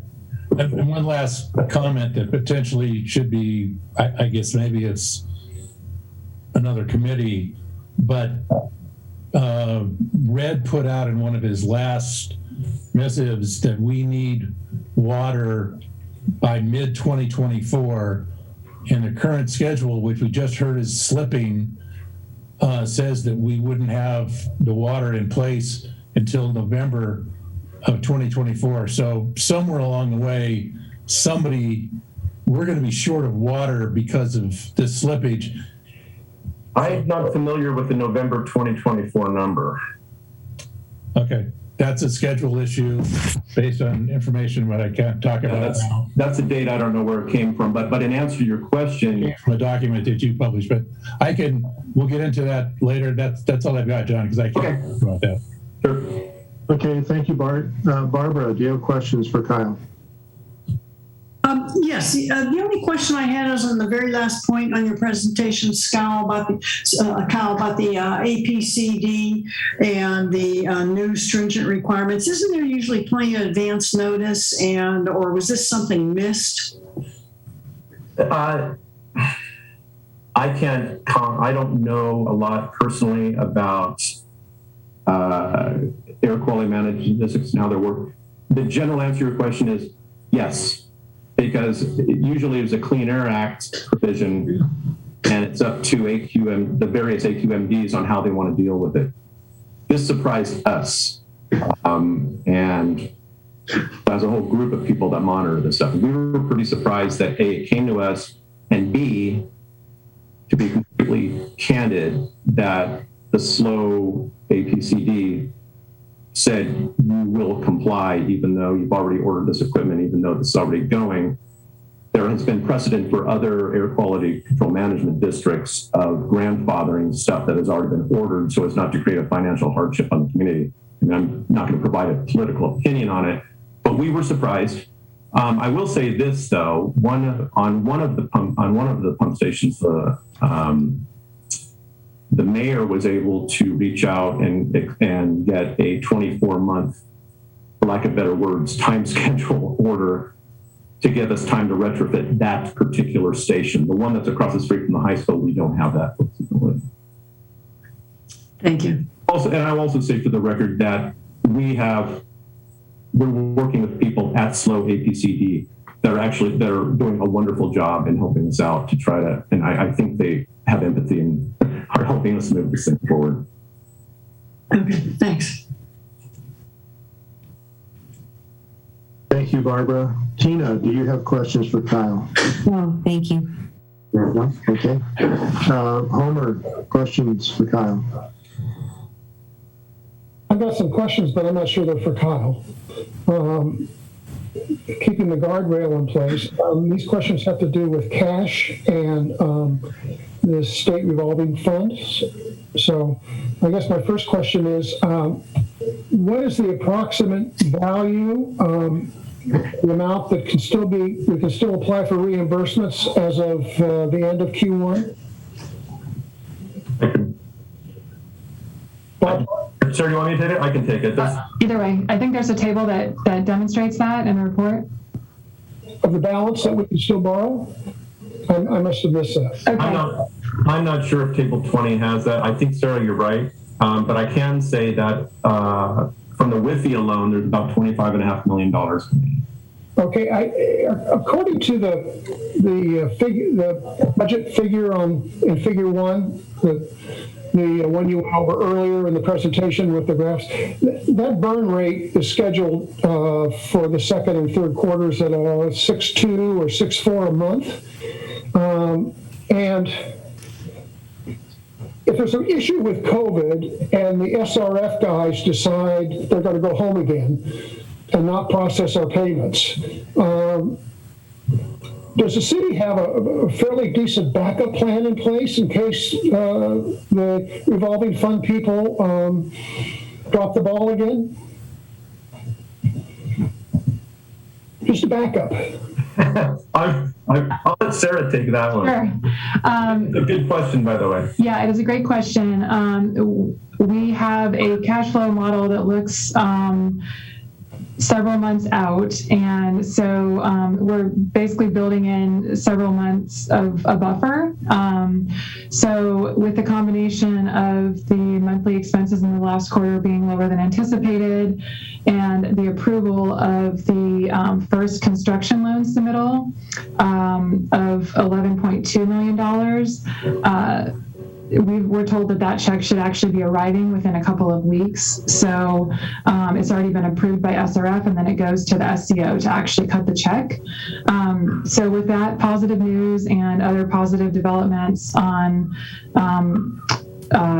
draft disbursement submittals, we're fairly confident that we're not going to need a full backup plan, but we are monitoring whether we would still need to do a bridge financing option. I think that would still be our backup plan, and we would want to make sure that we give ourselves enough lead time to get that in place. There's no signs that we need that at this point. Okay, just backups are always really nice. Yep, and we have all of the information from our advisor who did a lot of good preliminary research on that, so we can pick that up and run with it if we need to. The next question has to do with the SRF again. Why are they withholding $1,150,000? I can take that, sir, if you want, unless you want to do it. Go ahead, Kyle. we can take it. So they're holding it back because certain costs in loan disbursement, the second planning loan disbursement request, certain costs in there were either ineligible or there wasn't sufficient backup to substantiate the costs. They really had to do with eligibility under the planning ramp, the planning loan. However, resubmitting with the proper backup, and if the costs were ineligible, 9 times out of 10, it's because they were construction related, and so we'll just recover them out of the construction loan. Well, according to the schedule, and I didn't write down I think it's on page 31. It talked about holding back $1,150,000, and then it also went on to say that you were going to cure some invoices and resubmit $1,200,000. So I think it's two different issues, and I'm wondering, is the holding back, should holding be replaced with rejected? Does the city have a chance of getting the $1,150,000 and the $1,000,000? Absolutely. Okay, so you're good on that. Yeah, the city definitely has a second, if not a third bite at the apple of getting all that back. It's just a matter of resubmitting. On page 52, in the last bullet point, it said, based on the construction manager's current rough estimate. Are you the construction manager in that case? Or is that some guy from AMP? Yeah, Mr. Alexander, I went through personally on this report and tried to change construction manager and program manager. We shouldn't be using construction manager. Construction manager is our construction manager underneath the program manager umbrella, and that's obviously one I didn't catch. That's the program manager's construction managers who's Steve in. So you're the one that we can attribute to the quote that follows. Let me tell me what page that's on. Page 52, the bottom bullet point. Is it 52 of the staff report itself? No, of the actual report. Okay. Bear with me 1 minute. Get the print nice and big so I can see it.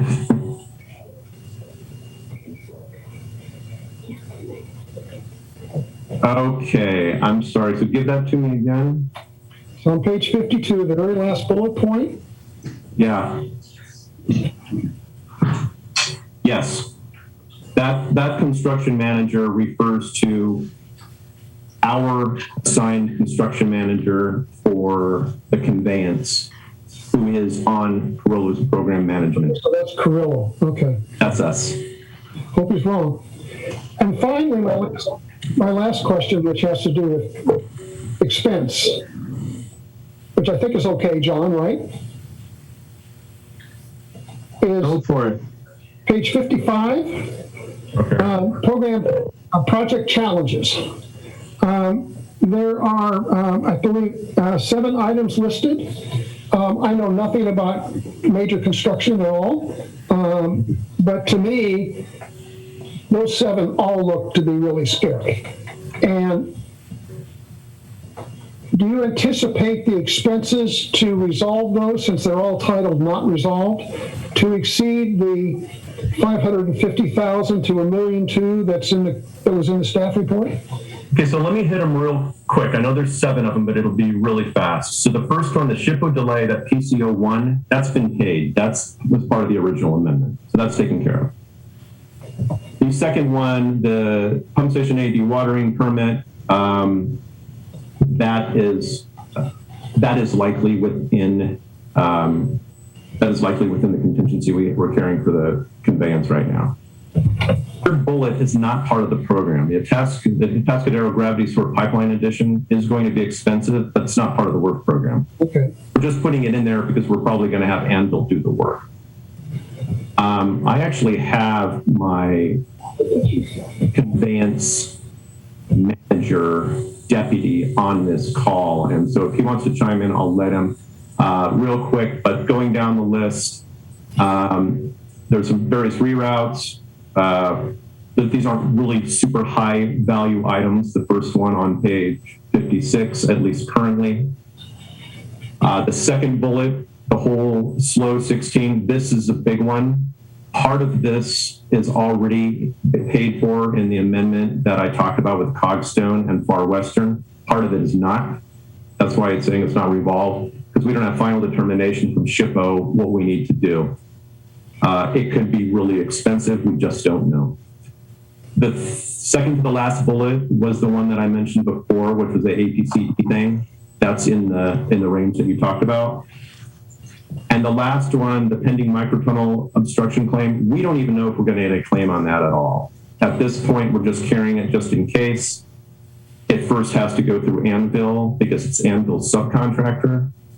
And quite frankly, we think we have a very strong case that this claim is without merit, especially as it impacts the city themselves. So the short answer is, I think there's things on here that could possibly push us to the high end of that range I showed you in that slide. But at this point, I can't give you anything definitive. I think the biggest one that we're concerned with, to be completely honest, is the slow 16 work restrictions. There's a second bullet down on that page. We just know what SHPO is going to require from us in terms of archaeological monitoring. And I have another question, totally unrelated to anything. In the report, it talked about having challenges with the lift station down by the plant and getting the water out. There's also been a lot of conversation about saltwater intrusion. Just out of curiosity, what kind of water are they pulling out of that hole? God, I am not the person to be answering that. I mean, that's the water they're pulling out of the hole, out of the ground, is because of the the high aquifer, the high table. I don't know the salinity, the TDS of what they're pulling out. I just know that. I just wondered if there was seawater intrusion at that point. And the other I would highly doubt they're sucking seawater out of the dewatering well at the pump station at this point. And the other comment I want to make is really unrelated, but I recently had to do some research into the history of Morro Bay for a totally different reason. And when PG&E was building the plant down there, they found a cemetery. So in 1952, nobody cared. Yeah. Just a piece of trivia. Yeah, it doesn't surprise me. We're finding all kinds of things underground. So linear projects are extremely challenging. I would love to say everything's great, everything's on schedule, we're under budget. These are just really, really hard projects. Okay, Homer, thank you. Let's move on to Steve. Do you have questions for Kyle? I don't think so. I think my colleagues asked several questions that I had, so I don't have any additional questions. Okay, thank you. And neither do I. So the recommendation here is for us to receive this report. Do I hear a motion? Chair Martin? Yes. Excuse me, did you open public comment yet? Oh, thank you very much. I did not. Are there any public comments, Anthony? Thank you, Chair Martin. Currently, I do not see any raised hands in the queue. Okay, thank you. You're welcome. So the recommended motion is to receive the quarterly report. Do we have a motion? I'll move. Barbara. Barbara, and a second? I'll second. The quarterly WRF report. Thank you. Steve, second. Okay, Dana, we're ready for a roll call vote. Member Alexander? Member Alexander? Yes, I apologize. Member Beckman? Yes. Member Peck? Yes. Member Spagnola? Yes. Member Weiner? Yes. And Chair Martin. Yes. Motion carries. Okay, so item C, future agenda items. Sarah, what do we have next month besides the city council compensation? Sure. So in addition to that, we have your annual review of the Measure Q&E expenditures unaudited. And if we can make the timing work, a potential item on unfunded liability policy discussion. And also dependent on our audit progress is a potential item on the draft ACFR. We'll certainly provide you an update with where we're at. And then depending on the city manager's availability, a potential follow-up discussion on council goals, but we'll determine whether you have enough time to cover all of the items that are ready and potentially defer those that don't have deadlines to the January meeting. Okay. And I would imagine that since the meeting is scheduled for December 21st, there may be some of us who are out of town. So if any of you will be out of town, could you please contact the city and maybe let Dana know that you won't be here? And maybe that we'll have to have a special meeting if that date so close to Christmas doesn't work. John? Given out of town is not really the question. I'm quite frankly right now in Lake Arrowhead. So the question is, are you available via Zoom or not? Okay. Well said, Bart. Thank you. Can I make a comment? The agenda for next meeting, the unfunded liabilities are massive. And I'm wondering whether this is such an important issue. I wonder whether this is something that we could have a special meeting. I understand staff time and stuff like that, but I remember Jennifer Calloway saying that she spent 3 days at a conference and did nothing but talk about CalPERS. So if we talk about it for an hour, I don't know what we're not going to be able to make any recommendations one way or the other. Well, Homer, hopefully we'll have a report from the consultant ahead of the meeting that we'll be able to read through and understand the issues and the options. But I don't see us making a decision in one meeting.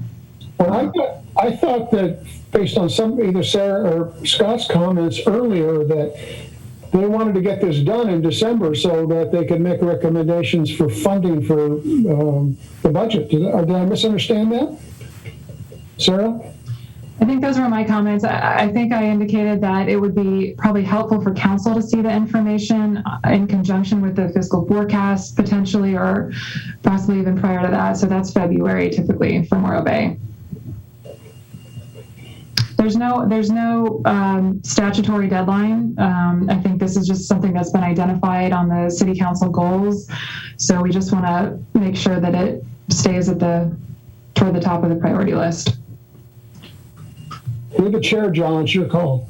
Yeah, no, I think we'll have to play it by ear, but I think as far as any kind of action that the city council would take, it's effective with the fiscal year because CalPERS runs the same fiscal year as the city. Isn't that correct, Sarah? That is correct. There are policy options that the city could undertake that wouldn't necessarily have to be, we wouldn't necessarily have to wait until July 1st for. For example, we could put funds aside, one-time funds from the operating surplus that the city experienced this year. That could be a decision that's made and implemented prior to July 1. Okay. Well, John, And Homer, it could be that the consultant won't have their work done by the time we meet in December either. So we'll have to just wait and see. well, if you recall, you and I and the mayor and Katie Lichtig, I mean, we talked about OPEB for more than an hour, and you've got some great ideas on how to deal with that. Yeah. You know, so if you got an hour for OPEB and an hour for, you understand where I'm concerned. Yeah, and they truly are two different subjects. So they're unfunded liability, but they're two different animals. Yeah. Okay, well, we'll do the best we can. Yeah, and then also we wouldn't necessarily be seeing things prior to 72 hours, right? Before. In other words, what will we be getting in regards to reports in advance of these topics based on these new guidelines that are being revisited? You will continue to receive thorough staff reports and the whole agenda packet that you typically receive now at least 72 hours prior to the meeting. And so that's typically what we send out on Thursday or Friday at the latest. And the part that's changed is the city attorney's guidance to not distribute anything in writing within that 72-hour time frame until we have a comprehensive policy that ensures consistency with the recent court ruling. Okay, thank you, Sarah. Well, we're past 5 o'clock. Any last minute comments? Okay, very good. Well, then we are adjourned at 5:06. Thank you, everybody. See you next month. Thank you all. Thank you. Thanksgiving. Thank you, John. Bye, buddy. Thank you. Thank you.